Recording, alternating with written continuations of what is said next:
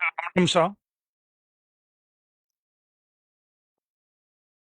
21 तारीख को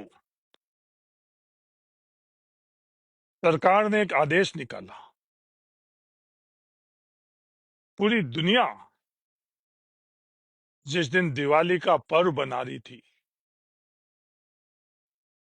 हम लोगों के लिए सरकार ने दिवाली के दिन जो हमारे इस रेगिस्तान की पीठ पर खंजर थोपा है, जिसकी कल्पना इस आजाद भारत में तो क्या, आजाद भारत से पहले भी किसी भी तरह के राज्य में कोई भी नहीं कर सकता था। दिवाली वाले दिन 21 तारीख को छुट्टी के दिन आदेश निकाला गया है,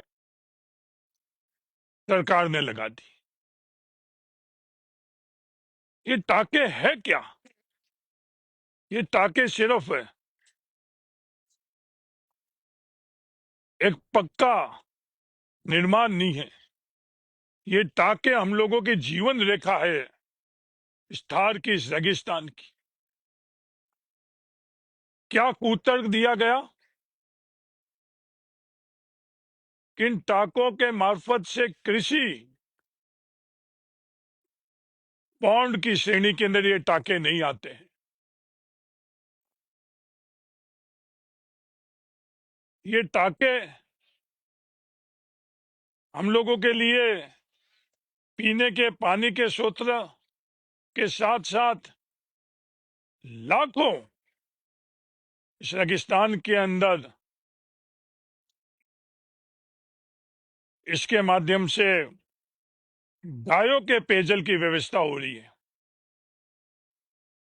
सिर्फ पीने के पानी और गायों की पेयजल की व्यवस्था नहीं, इन रेगिस्तानी दौरों के बीच में हम लोगों के लिए अनाज की व्यवस्था में तो मदद हो रही है, सब्जियां भी इनके मार्फत से उगाई जा रही है। ये बंद कमरों में बैठकर ये क्रूर फैसला जो हुआ है, ये कतई मंजूर नहीं है। इन टाकों ने हमें क्या दिया है?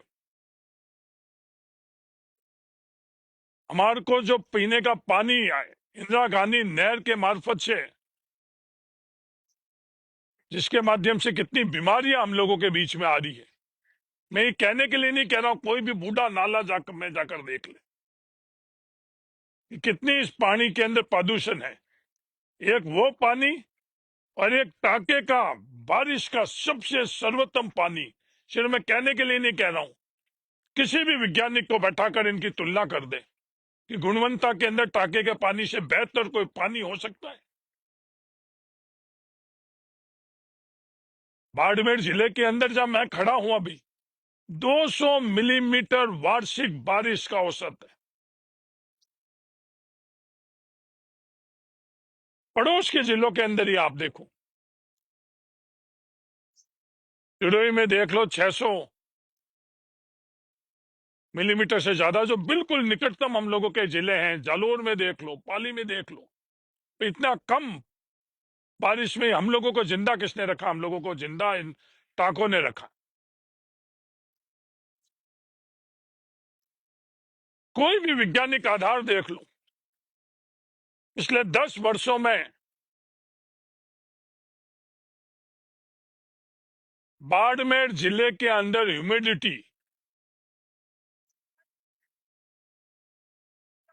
हवा में नमी कितने प्रतिशत बढ़ी है? 25% बढ़ी या नहीं बढ़ी, इसमें किसकी देन है? कोई भी दुनिया का ऐसा उदाहरण आप दे दो। ये टाके के माध्यम से 25% तक नमी बढ़ी, नमी बढ़ने से बारिश बढ़ी है, हरियाली बढ़ी है, पेड़ पौधे बढ़े। 3.5 लाख टाके नरेगा में पिछले सालों के अंदर बने हैं। 3 लाख रुपए की लागत के टाके नरेगा में निर्माण की व्यवस्था हुई है, जिसमें पिछले 5 वर्षों के अंदर 1.5 लाख टाके बने। इस सरकार की मंशा उस दिन ही पता चल गई थी जिस दिन इन टाकों की लागत 3 लाख की जगह 2 लाख करी। पिछले महीनों के अंदर इन ट्रकों की लागत 3 लाख की जगह 2 लाख करी, और दिवाली के दिन हमारी पीठ पर खंजर थोपते हुए, रेगिस्तान की पीठ पर खंजर थोपते हुए ट्रकों के ऊपर पाबंदी लगाई गई। मैं ही नहीं, बिहार के हर व्यक्ति को इससे फैसले का पुरजोर विरोध करना चाहिए, जिस प्रकार से हम कर सके। बैठे मैं नरेंद्र मोदी जी से निवेदन करना चाहता हूं, मोदी जी, क्या ये आपका मॉडल है? ये दुनिया के अंदर सबसे सफलतम मॉडल है टाके। इजराइल जो लाखों करोड़ रुपए खर्च कर कर अपनी प्रशंसा कर रही है, उससे बेहतरीन मॉडल ये टाके। और इन टाकों के ऊपर आपने पाबंदी लगाई है। मैं अभी जाकर भारत सरकार जिन्होंने पाबंदी लगाई उनके अधिकारियों के पास जाकर इसकी पैरवी करूंगा, उनको समझाऊंगा कि धरातल पर आकर आप देखो ये टाके हम लोगों के लिए क्या है। इन टाकों की गुणवत्ता की जांच करवा दो, मैं दावे के साथ कह सकता हूं सरकारी निर्माण के अंदर नहीं हो सकता है। मैं चुनौती देता हूं मोदी जी, स्वास्थ्य विभाग द्वारा निर्माण, आपके खुद के भारत सरकार के स्वास्थ्य विभाग द्वारा जो निर्माण हो रहे हैं, पीएससी सीएससी, आपके भारत सरकार द्वारा निर्मित इन विद्यालयों के अंदर जो निर्माण हो रहे हैं, उनकी गुणवत्ता और इन टाकों की गुणवत्ता के तुलना कर दो। मैं थोड़ा अंतर नहीं कह रहा हूं, रात दिन का अंतर। गुणवत्ता के अंदर सर्वश्रेष्ठ, हमारे जीवन के अंदर सबसे ज्यादा अगर किसी की योगदान है वो इन टाकों का है। और मोदी जी, आपका ये फैसला, मेरा निवेदन है भारत सरकार का, नरेंद्र मोदी जी का, इस फैसले को आप वापस लीजिए।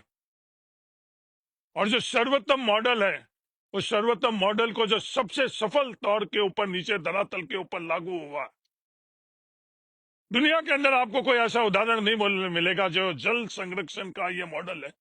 किसी भी राष्ट्रीय और अंतर्राष्ट्रीय एजेंसी को आप यहां भेज दो जमीन के ऊपर और तुलना करा दो दुनिया का सबसे अच्छे से अच्छा मॉडल, तो इससे बेहतर मॉडल इन टाकों के मॉडल से बढ़िया आपको मॉडल नहीं मिलेगा। आपको बुलाकर और प्रोत्साहन देना चाहिए था, पुरस्कार देना चाहिए, तो प्रोत्साहन और पुरस्कार की जगह आपने ये सजा क्यों दी, ये समझ से परे है। मेरे एक दफे और निवेदन है नरेंद्र मोदी जी, भारत सरकार को, कि ये क्रूर फैसला आप वापस लो। और मैं थार के लोगों से निवेदन है कि ये राजनीतिक लड़ाई नहीं है, ये कोई प्रशासनिक लड़ाई नहीं है, ये अपने जीवन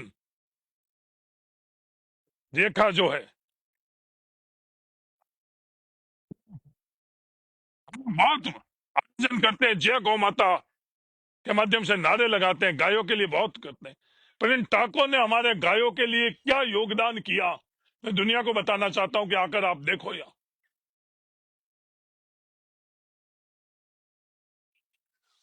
तो मेरा आप सब लोगों से, थार के निवासियों से निवेदन है कि राजनीतिक विचारधारा से ऊपर उठकर आओ, इस क्रूर फैसले को एकजुट होकर इसका विरोध कर